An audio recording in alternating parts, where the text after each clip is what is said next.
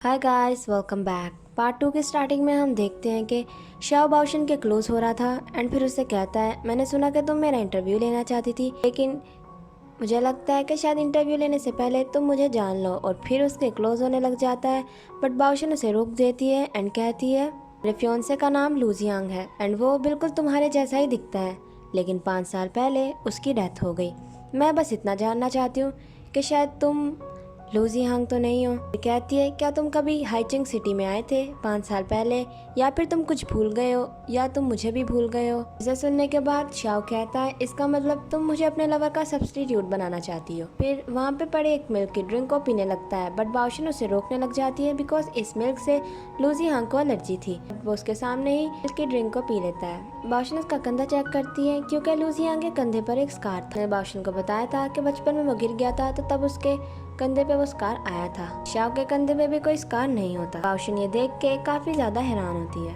Shao बाओशन से कहता है कि मुझे काफी सारे लोगों ने परस्यू करने की कोशिश की है, पर तुम सबसे डिफरेंट हो। तुम्हारा फियोंसे तुम्हें कैसे ट्रीट करता था, मैं भी वैसे ही ट्रीट करूंगा। और फिर उससे फ्लर्ट करने लगता है, बट बाओशन उसे धक्का मार देती है एंड कहती है, मुझसे गलती हो गई, लेकिन थैंक यू, तुमने मुझे बता दिया कि तुम लूजियांग हो ही नहीं सकते। तुम लोग चाहे बाहर से एक जैसे दिखते हो, लेकिन अंदर से बिल्कुल भी एक जैसे नहीं हो। और वहाँ से चली जाती है। बाओशन के जाने के बाद शाओ की तबीयत अचानक से खराब हो जाती है एंड शाओ कहता है, नो मैटर, मैं कितना भी ट्राई कर लूँ लूजी हांग के ट्रेस से बचने के लिए, लेकिन मैं फिर भी मिल्क से एलर्जिक हूँ। यहाँ पे हमें पता चलता है कि असल में शाओ मूचन ही लूजी हांग है। शाओ बताता है कि वो उस दिन अपना एक मिशन कंप्लीट करके वापस जा रहा था। उसने नहीं सोचा था कि वो तब बाओशन से मिलेगा और बाओशन के साथ उसकी लव स्टोरी स्टार्ट होगी। शादी वाले दिन लूजियांग रेडी हो रहा होता है, तभी वहाँ पर उसके सीनियर आकर से बताते हैं कि उसके लिए अभी एक और मिशन है। जिसे सुनने के बाद लूजियांग उन पर गुस्सा करता है एंड कहता है कि आप भूल गए आज मेरी शादी है। लेकिन वो कहते हैं कि मैं कुछ भी नहीं कर सकता। जाते हुए लूजियांग ने बाओशन को भी देखा था, लेकिन वो उसे वहीं पे छोड़ के वहाँ से चला गया था एंड उसके सीनियर ने ही लूजियांग के सारे ट्रेसेस बाओशन के घर से मिटा दिए थे एंड उसे वही पिक्चर देता है जो कि बाओशन ने खींची थी। लूजियांग बाओशन से काफी ज्यादा दूर था, लेकिन फिर भी वो इस पिक्चर को देख के उसे याद करता रहता था। लूजियांग कहता है कि मैंने सोचा था ये हमारी लव स्टोरी का एंड होगा, लेकिन फिर 5 साल बाद तुम मुझे हांगकांग में मिली। तुम्हें देखने के बाद मैं काफी ज्यादा हैप्पी और एक्साइटेड हो गया था, लेकिन फिर भी तुम्हें कुछ नहीं बता सकता था क्योंकि मैं एक नए मिशन पे था, एक नई आइडेंटिटी के साथ। इसलिए मैंने ऐसी हरकतें की कि तुम मुझसे हेट करो। लूजियांग एक स्पेशल एजेंट था एंड इसी वजह से उसे लगता था कि शायद बाओशन उसके साथ खुश नहीं रह पाएगी। तो उसी तरह हम बाओशन को देखते हैं जो काफी ज्यादा सैड थी और ड्रिंक करते हुए अपने घर जा रही होती है। रास्ते में एक आदमी उसे परेशान करता है एंड तभी वहाँ पर शाओ एंट्री मारता है एंड बाओशन को बचा लेता है। बाओशन बेहोश हो जाती है। रास्ते में शाओ बाओशन को कहता है कि अगर तुम मुझसे ना मिली होती तो शायद तुम्हें इतना सफ़र नहीं करना पड़ता एंड इसे एक जगह लेकर आता है एंड कहता है कि सारी गलती मेरी है, अच्छा होगा कि तुम मुझे भूल जाओ। एंड फिर उसे किस करने लगा था और फिर रुक जाता है। शाओ अपनी मैनेजर को कॉल करके कहता है कि बाओशन के घर के रास्ते वाली सारी स्ट्रीट लाइट्स को ठीक करवाओ। नेक्स्ट डे हम बाओशन को देखते हैं, उसे उन लोगों ने पकड़ लिया होता है जिनकी उसने एविडेंस के तौर पे पिक्चर्स खींची थी। उनका रिलेशन माफिया से होता है। वो बाओशन पे गुस्सा करके कहता है कि तुम्हें तो मैं आज सबक सिखाऊंगा। तभी बाओशन कहती है कि मैं शाओ मूचन की वुमन हूँ, तो मुझे टच नहीं कर सकते। एंड हम तभी देखते हैं कि शाओ भी उसी जगह पे आया होता है।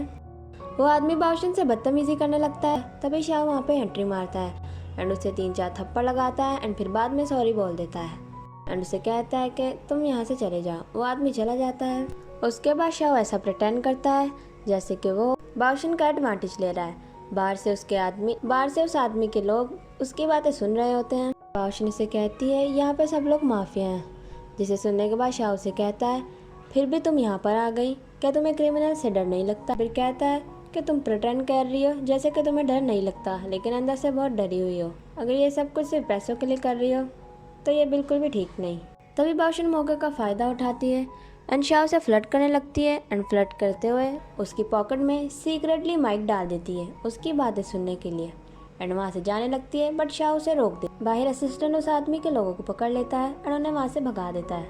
असिस्टेंट वहाँ पे आ जाता है तो बाओशन कहती है कि मेरे साथ एक्टिंग करने के लिए थैंक यू, और वहाँ से चली जाती है। फिर जाके वो अपने ईयरफोन्स निकाल के शाओ की बातें सुनने लगती है। उसका असिस्टेंट कहता है कि सब कुछ रेडी है, कल रात 10 बजे। तभी शाओ उसके सामने माइक निकालता है, जिसे देख के वो डर जाता है, बट शाओ उससे कहता है कि बोलो। दूसरी तरफ बाओशन शाओ की सारी बातें सुन के कहती है, देखना मैं तुम्हें कल कैसे एक्सपोज करूंगी, और वहाँ से चली जाती है। एंड द नेक्स्ट सीन में हम देखते हैं कि वो एक जगह कोई डील करने आए होते हैं। वो लोग हाथ मिला रहे होते हैं, तभी बाओशन के साथ जो लड़का होता है वो कैमरे से उनकी पिक्चर खींच लेता है, जिससे फ्लैश उनके ऊपर पड़ता है एंड उन्हें पता लग जाता है। उन्हें लोग पकड़ लेते हैं। असिस्टेंट कहता है कि मिस बाओशन आप हमेशा ही क्यों होती है।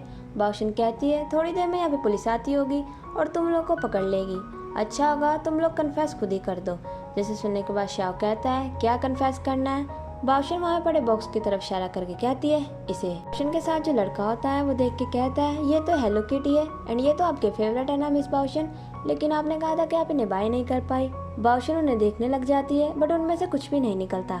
उसे एक पाउडर का पैकेट मिलता है, जिसे देख के वो कहती है, इसके बारे में तुम्हारा क्या ख्याल है। असिस्टेंट इस पाउडर के पैकेट को बाओशन के साथ आए उस लड़के के मुंह पर डाल देता है, जिसके बाद वो लड़का कहता है, ये तो मिल्क पाउडर है। असिस्टेंट कहता है, इसमें मिल्क पाउडर नहीं होगा तो क्या होगा, ये सिर्फ स्टफ कैट्स हैं। शाओ कहता है, मिस बाओशन तुम मुझ पे बिलीव नहीं करती, वहाँ पे कोई क्राइम नहीं हो रहा था, बल्कि शाओ ने उन सारी चीज़ों को इम्पोर्ट करवाया था, वो stuff cat and milk powder को, एंड उन्हीं की वो पेमेंट कर रहा था। शाओ बाओशन से कहता है, तुम इन्हें घर ले जाके चेक कर लो, वैसे भी अब मुझे नहीं चाहिए, और वहाँ से चला जाता हुआ स्माइल करता है। एंड फिर फ्लैशबैक में दिखाते हैं कि बाओशन को ये हेलो किटीज काफ़ी ज़्यादा पसंद है, एंड वो रेस्टोरेंट में इन्हें देख के बोल रही होती है, ये बहुत ही एक्सपेंसिव होती हैं और मिलना भी बहुत मुश्किल होता है।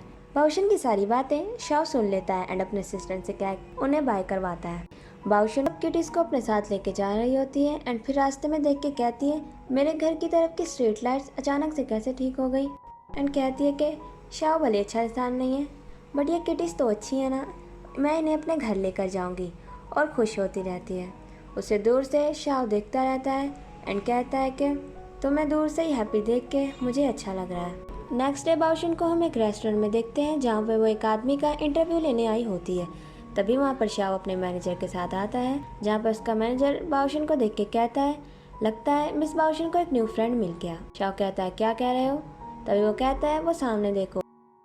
जिसे देख के शाओ कहता है कि ये कौन है। तभी उसका मैनेजर कहता है, यह हांगकांग का वो आदमी है जिससे हर कोई शादी करना चाहता है। अगर मैं मिस बाओशन होता और मुझे चूज़ करना होता तो मैं 100% इसे ही चूज़ करता। वो लोग बात करते रहते हैं। तभी वो आदमी बाओशन को ड्रिंक सर्व करता है, बट शाओ उसे बॉटल मार देता है एंड फिर सॉरी बोल के कहता है, मेरा हाथ स्लिप कर गया। बाओशन उसे कहती है, तुम यहाँ पे क्या कर रहे हो। बाओशन उसे कहती है कि इसे इग्नोर करो।